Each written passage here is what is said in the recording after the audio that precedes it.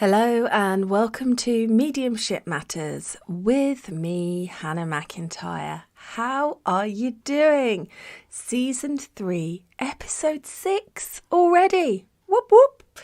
So today's focus is going to be on the psychic frequency, and hopefully if you're listening to this, you have listened to Season 3, Episode 1, Finessing Frequencies, and if you haven't, I would suggest that you go back and listen to that one first. It's not that I don't want you here, it's just that it will all make a lot more sense if you do.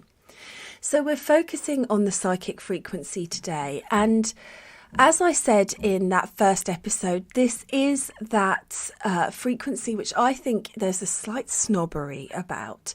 Oh, you're only doing psychic. You're not really communicating with spirit, that kind of thing. And it's also the frequency that people don't really understand that they're in. Now, I love the psychic frequency. I think it's incredibly useful, and one of the main things that I love about it is when we are a human being, as most of you listening are, perhaps not all, we have a tendency that you may recognise to get a little overworked mentally. We are very overstimulated, especially in the current time frame that we're in, and we have a tendency to overthink things, to ignore things, to be in our conditioning, in our programming, and our energy body will reflect that, but it will also reflect our potentials, our possibilities, the information that perhaps we need to hear. So if you go for a psychic reading or you have a psychic reading, it will give you a chance to get clarity on where your energy body is at, what is going on for you. Now, as you will have heard me say on this podcast before, I don't believe in future predictions in the way that they are often presented. Like I'm Mystic Meg and I'm going to tell you what is coming up for you, because we create our own futures on an ongoing basis in every moment. I absolutely, completely believe that. I also believe that if you're having a bad day, I don't know why I want to add this, but I do. It doesn't mean that you've changed your future, because you can easily go back to your aligned space. It's not that you can never go back on it. It's just that it changes, it evolves due to our choices, our energetic state, our mental state, our emotional state, where we're allowing ourselves to be. But when you have a psychic reading, your medium can pick up your potentials. And that is sometimes a very wonderful energy to sit in. It's something I very much enjoy, because there's almost two sides to me. There is the side of me that is my spirit, that believes I'm limitless, that believes there is unlimited potential for me. I can do whatever I put my mind to it. The opportunities are there. And then there is my human side. And my human side goes, yeah, but can you though? And if you could, wouldn't have that happened already? And aren't you greedy for asking for that? And shouldn't you be embarrassed and feel a little bit of shame for asking for that one? And actually, I don't think you deserve this. And if this was possible, anybody would be doing it. And it's constantly bringing in that energy, so very yin and yang. And so when you go for a psychic reading, just for a moment, you get to quieten that voice and listen to your potential from somebody else. And that is magnifico. It's one of my favourite things, is reading for somebody, and then when they leave you, you can see that their energy field is bigger and brighter and more open, and they believe in themselves a little bit more than they did when they came in. It's so gratifying for them and for you as a medium. Now, of course, You have no control over what people do when they leave. And if somebody leaves my company after a reading and decides that now is a good time to go to see their family and dredge up all the hurt that was caused 10 years ago that they've been wanting to talk about, and then suddenly spirals back into a doom cycle, that's nothing you can do about that. But just for that moment when they're in your presence, I believe a good psychic reading is about your potential. Now, within that, of course, sometimes our physical or emotional or the experiences that we've had can cause us to limit our potential or weigh our potential down. And I often say it's a bit like a hot air balloon. If you've got a hot air balloon that's got 1,000 sandbags on it, it doesn't matter how much hot air you blow into the top, that hot air balloon is not going to rise. And it's the same with trying to manifest things or trying to create the life that you want or trying to raise your vibration. If you're still holding on to things that need to be healed, that need to be set down, if you're still doing things exactly the same as you have been for the last 10 years, then things aren't going to change. You can blow as many positive affirmations, potential, hope up into the top, but you're still going to be weighed down by those sandbags. And so you can go for a psychic reading and somebody can draw your attention to your sandbags, because sometimes there's stuff going on that you're not even conscious of. There's stuff going on in your energy that needs to be acknowledged, that needs to be cleared, that needs to be stopped, that needs to be put down. And unless somebody tells you, or you spend some time checking it for yourself, you might not potentially know that. So psychic is great for that. It's great for that. And I love doing auragraphs. I know I mentioned colour in the last episode, but colour for me is just so much fun if you allow yourself not to be limited in an X plus Y equals Z. You know, red equals this, blue equals this, green equals this. Chuck that rule book in the bin. Feel into it. Have an experience with that colour that you're feeling, that you're knowing, that you're seeing, that you're getting. And as you go with that, what does it tell you? Now, if you've listened to episode 1, you will know that when we're talking about seeing, we don't necessarily mean that you look at somebody in this physical space and you can see the colour over them. Sometimes that does happen as you develop more and get more used to it, but it's not a permanent thing for me. I don't look at somebody and get a snapshot of their entire aura that I just note down. It evolves with my knowing. It's more of a knowing for me always. I just know what colour it is and I know where it should go, and I follow that and it tells me a story.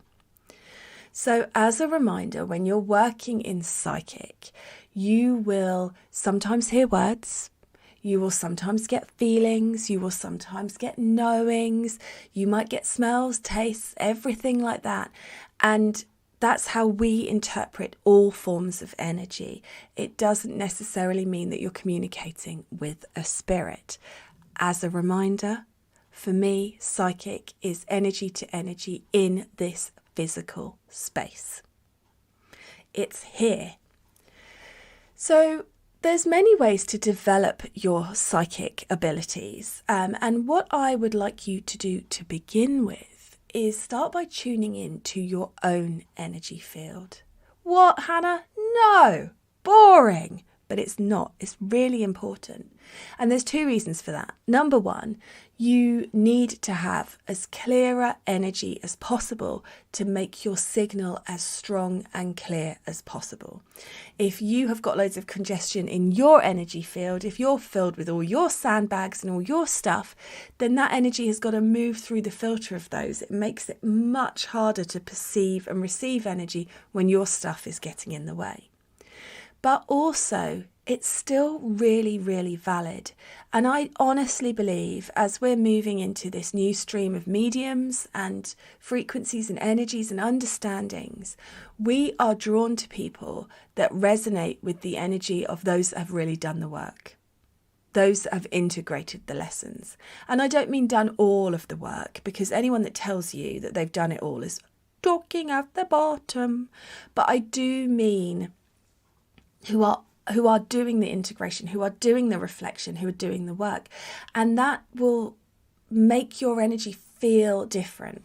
So when you are working psychically with somebody, their knowing will, even if it's subconscious, will know that you are speaking from a place of, I have done this, I have been here, I understand it. I think that all readings are teaching. Whether you call yourself a teacher or not, you are teaching. And the idea is that you give the people that you work with the information that they need to move forward with clarity and ease on their path. It's not that you hold them tightly to you so that they need you forever. It's that you give them the tools to set them free. And I think that really we resonate with people the most who are coming from a space of doing the work, have done the work, have been where you have been, can understand the journey that's ahead for you. It's a bit like having a life coach who still lives at home with their parents. Now, if they choose to live at home with their parents, that's different.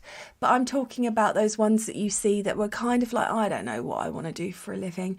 Oh, that looks woo-woo. I'll do an online course on that and set myself up and tell people I have the answers. I get a lot of people on social media telling me that they can change my social media. They can change the number of followers that I've got. And you go through to their social media and they've got 600 followers. And you think, well, if you can't do it for yourself, what makes you think that I'm going to trust you to do it for me? And it's the same with all forms of mediumship. It's not about being perfect, but it is about having done some of it yourself, having done some of the work, put yourself into that space. So that's why I want you to start with you. And I want you to start by sitting somewhere quietly and just tuning in to your body, your physical being, first of all, and asking your physical self what it has to say, what it wants to tell you. Now, it might talk to you in words. It might talk to you in feelings. It might talk to you in colours. You might not even be aware of how it talks to you, but your energy will respond. So you start by saying to your body, what do you need? What do you want? And then whatever it tells you, you do it. You trust it. You listen to it. You give it. And then you take action on it. You trust whatever you get, no matter how simple, no matter how silly, and you do it. You do what your body asks you for. And you follow that every day. So whether it's an early night, a long hot bath, tomatoes, vegetable soup, more water, you just do what it asks, what you feel like you need to do. And you do that every day. And I know it doesn't seem like much, but you start to feel into that and you start to trust it. Because as you start to give yourself what you need, you start to realise that it was correct. And yes, of course, you could just know that. You could know that you need an early night because you know that you didn't sleep very well yesterday. But just go with it anyway and start moving into that space of interpreting, understanding and receiving energy. And when you feel ready, can you hear the banging? I've got the roofers in. I don't know if you can hear it. It's making me laugh that I went to all of this effort to get rid of the echo in my studio. And now I've got people banging on my roof above me. But hey ho, it is what it is. We have to just go with it.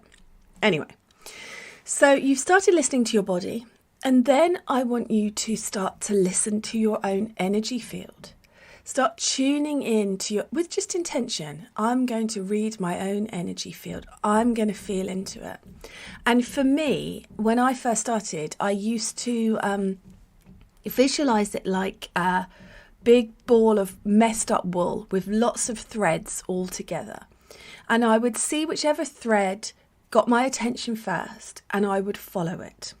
So sometimes when you're reading your energy, for example, you might think, oh, that bit doesn't feel very good. There's something there. And as you follow it, you realise that you're a bit frustrated and annoyed at the moment. And you know that about yourself, so that's not news. You're following that. But as you follow it, all of a sudden, as you pull on that thread in your mind and you follow that energy, you realise that it's actually to do with something that somebody said to you 3 years ago. What the heck? And they said this thing about how you're never going to make it. And now you've been pushing to make it so hard that it's actually time to let that go and let that idea go and be in that flow with the universe where you know that you will make it eventually. And you don't need to hold on to that person's comment. And for me, I just pull the thread until it finishes, and I imagine myself dropping it and letting it go, trying to release it from my energy. But there's also an understanding there that that's something that I need to process, sit with and work through. So opening up to things like that, following that path, and that's just an example. There are so many different things that sit in your energy field. And if you've got a friend, I hope you've got at least one, but if you've got a friend who's interested in this kind of stuff, and if not, feel free to use the Mediumship Matters podcast Facebook group. You can ask if anyone would like to practice with you, because one of the great things to do is sit there in front of somebody and just set your intention to tune into the psychic frequency and send your energy over to them and see what you can feel and just go for it. And it's such a weird quagmire mix of different things that you will get. 1 minute it will be bananas, and the next minute it'll be a line from a song, and then it'll be a colour, and the colour means this, and you feel like the colour is condensed around this part of their body, and then it will be a feeling of this, and then you'll see there's this emotion, and you'll know that this emotion is old, but it's still present in their energy system. But the only way to know what's going to come up is to just sit in that vulnerable state and feel into it. So start with yourself. And then when you feel brave, or maybe not brave, but you know that you have to really, and you have to get on with it, then I really recommend trying to find somebody else to work with. Because, of course, whenever you read for yourself, you're always going to have that voice in your head saying, but you could be making this up because you know this about yourself. And unfortunately, that doesn't go anywhere while you're working on yourself. Now, it doesn't go anywhere when you're working with anybody else either, just to be clear, but at that stage, when you start getting things about people that you have no way of knowing and no way of understanding, that really does help. Another fun thing to do with your own energy is mental state, emotional state really impacts the size of our auric field. So you know how when you're having a tough time and you're feeling really unhappy and really miserable, you feel more tired? Well, it's because your aura has actually shrunk because of your negative state that you're in. That's no shade, that's just how it is. So one of the things you can do is just try and get a bearing by moving your hands, palms out in your energy field, and see where you feel like the edge of your aura is. And experiment with that. If you're having a day where humanity have got right on your nerves and you actually think you might be Michael Douglas part 2 in falling down and stab somebody, because we all have days like that, feel your aura in that space. It will be smaller. When you're having a really good day and you're singing your favourite song and you're feeling really good, take a moment to feel your aura in that space. You may not even be able to reach the edges of it. And that's a really interesting thing to do. And you can sometimes physically feel it on your palms as you move your hands across. You can physically feel that energy.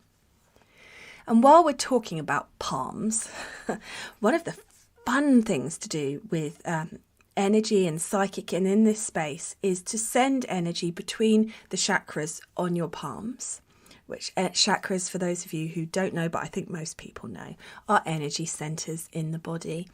People get ever so obsessed with them. I'm more on the fence, but we'll go with there. There's energy centres in the palms of your hands. Put them I don't know, 20 centimetres apart. It doesn't have to be specific. Don't get out a ruler, but just a little bit apart, and send energy between your palms.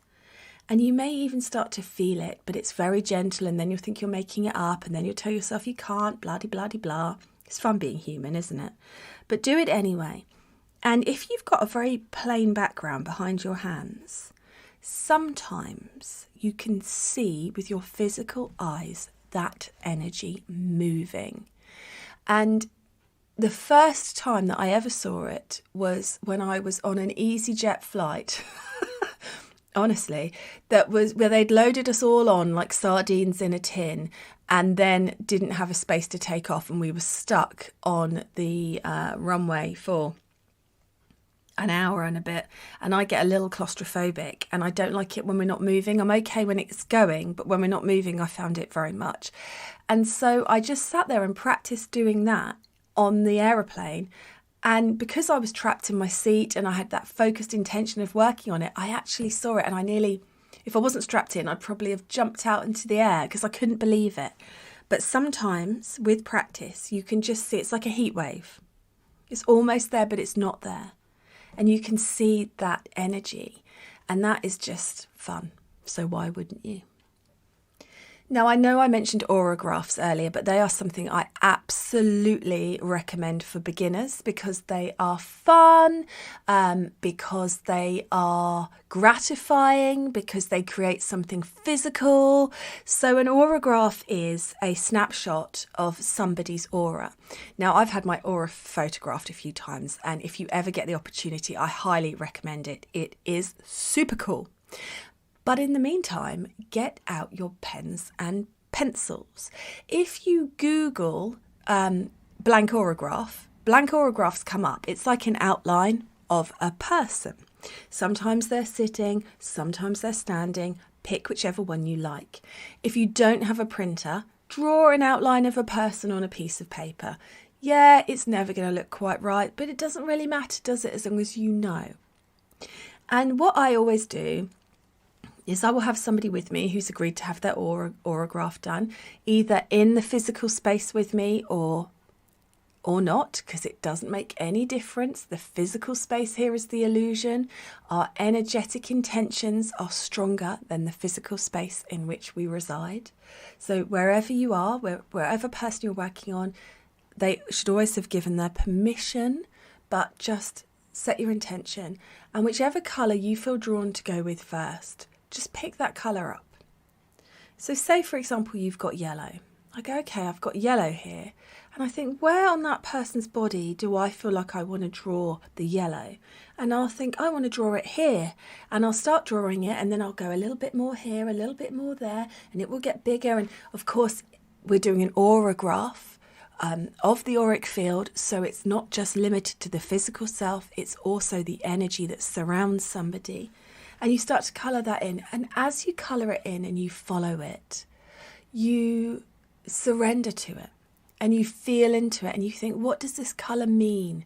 What does it represent? What is it teaching me? What is it showing me? And I really recommend writing notes. But if you've got somebody in front of you, you can just say, I feel like this yellow is congested energy. And I think you've been thinking it's all around your tummy. So it feels to me like you know that you're congested there. And it's actually about you eating healthier and honouring your physical form a bit more and getting things moving in that space. Because I feel like there's a lot of instincts within you that you're not listening to because it all just feels very sluggish and very slow. Does that make sense? So you can either do a whole auragraph, which is you pick up lots of colours, lots of different pictures and go for it, or you do one bit of colour at a time and give the information. When I teach this, I always make people finish the auragraph before they share any of it, because it's a lovely, just quiet, calm, joyful activity. And for those of you that are joining me on the retreat this weekend, I cannot wait. We will be doing auragraphs and psychic readings. We're going to work through all the frequencies. So this is really fun talking about it now because I'm getting super excited. So yeah, so you move into that kind of what does this mean? What am I getting? Kind of trust. And you'll be amazed what you are able to pick up. Will be amazed.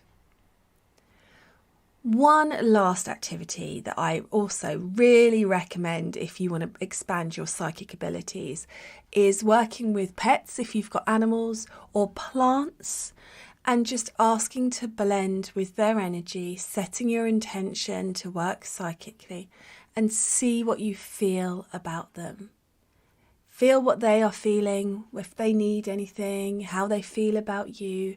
Just sit and learn to immerse yourself in their energy field in this space, because there is so much we can learn from doing that. And it's just really bloody marvellous. I mean, my dog will always be, I'm having the worst time ever, because that's his personality. Nobody loves me like they should, but there's also a lot of love there and joy there and a little bit of pain because he's got arthritis. So finding all of those different things and how they represent to me. And Spirit are just reminding me that with colour, if you get yellow for one person and it's congested, when you get yellow for the next person, don't be limited by it. Don't think, okay, well, this is yellow equals congested, because yellow for them could be their power. It could be their aspirations. It could be their potentials. So don't hold yourself to a limitation of your interpretation of the colour. Follow it. I hope that this has made sense. I feel like I just want to go over auragraphs one more time. I hope that's okay. So you have a blank outline of a human body. Sometimes they have chakras drawn on them. Just ignore the chakras. Don't get convoluted with it. Just follow your own instincts, and don't forget to use the empty space around the physical. We are not just limited to our physical bodies. We are so much more than that. Start with whichever colour you feel drawn to, and then intuitively just ask the energy, where does this colour start? And as you are colouring it, follow it. It will say to you, and a bit over here, or do this bit a bit darker, or do this bit like that. And the key is not to just go, okay, and do it, but go, why does it need to be darker there? What is that representing? What is this colour telling me? What does it mean? And then you'll finish with that colour and you'll think, actually, I feel like I want to do this colour now. And this colour is over here, and I'm doing this colouring, and it looks like this and it feels like this. And you'll follow that and you'll say, what does this colour mean? What does this represent? Why is it here on their body? Why is it here in their energy body? Is it old? Is it new? Is it coming? Is it going? Really, really important with all forms of mediumship, whatever frequency you're in, to not just be passive and, okay, this is what they said and this is how it will be, but to be why? Why is it there? What does it mean? What is the understanding I need from this? What do I need to tell them? I hope that that is clear as mud. I hope it's clearer than mud. I hope that you do this and give it a go. And please do send me a copy of your aurograph. Take a photo of it and email it to me, or put it on social media, because I would love to see it. The key is not to be limited by other people's. Every aurograph I do is different, because every time I'm working, I'm interpreting that energy through my knowing differently. And it's the same for you. So open up into lots of different spaces, lots of different ways of doing, and try, if you can, not to look at other people's auragraphs and become limited by them. It's almost better to do them when you haven't got a clue how it's going to look. But I know that if it was me, I'd be all over Google. I think I might have one on my social media, actually. I might share it for you. So just allow it to teach you and show you, and get used to interpreting and feeling energy. And there's some great activities to get you started. Now, I'm sure that I've gone down a rabbit hole and there's still 1,000 questions that you all have about psychic. So hold me to account. Email podcast@hannahmedium.co.uk and I will answer your questions to make sure that you are all getting the clarity that you need. Now, one last thing that I wanted to say to you all, I've got a new in-person residential 3 nights mediumship matters retreat in October 2023. It's based on mediumship, evidential mediumship. So if you are wanting to expand your mediumship practice, it's meant for people who have at least done a spirit link before, so understand the basics of it.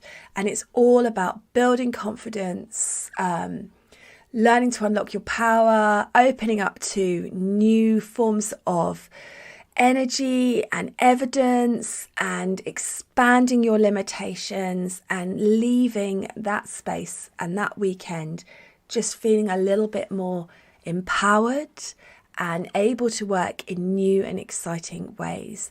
And it's limited to only 14 people. So we all get to hang out together, we get to learn together and just spend a fantastic time together. And I would love to have you there.